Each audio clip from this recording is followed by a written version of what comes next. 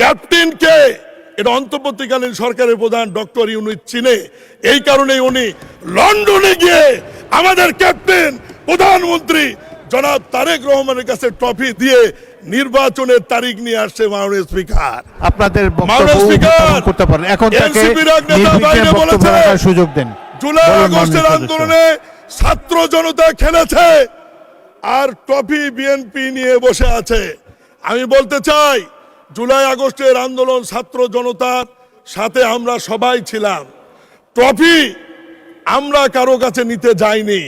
ক্যাপ্টেনকে এটা অন্তর্বর্তীকালীন সরকারের প্রধান ডক্টর ইউনূস চিনে, এই কারণেই উনি লন্ডনে গিয়ে আমাদের ক্যাপ্টেন প্রধানমন্ত্রী জনাব তারেক রহমানের কাছে ট্রফি দিয়ে নির্বাচনের তারিখ নিয়ে আসছে। মাননীয় স্পিকার, এতেই প্রমাণিত হয় ছাত্র জনতার আন্দোলনের নেতৃত্বের মূল ভূমিকা কোন দলের ছিল, কোন নেতার ছিল। আমরা সবাই আন্দোলন করেছি, এটি অস্বীকার করার সুযোগ নাই, কিন্তু ক্যাপ্টেন একজনই থাকে যে ক্যাপ্টেনের কাছে অন্তর্বর্তীকালীন সরকারের প্রধান লন্ডনে গিয়ে আলোচনা করে নির্বাচনের তারিখ নিয়ে আসছে বলেই এদেশে একটি অবাধ সুষ্ঠু নিরপেক্ষ নির্বাচন হয়েছে এবং সেই নির্বাচনের মধ্য দিয়ে বিরোধী দল এবং আমরা আজকে একটি ঐতিহাসিক সংসদে এসে উপস্থিত হতে পেরেছি। মাননীয় স্পিকার।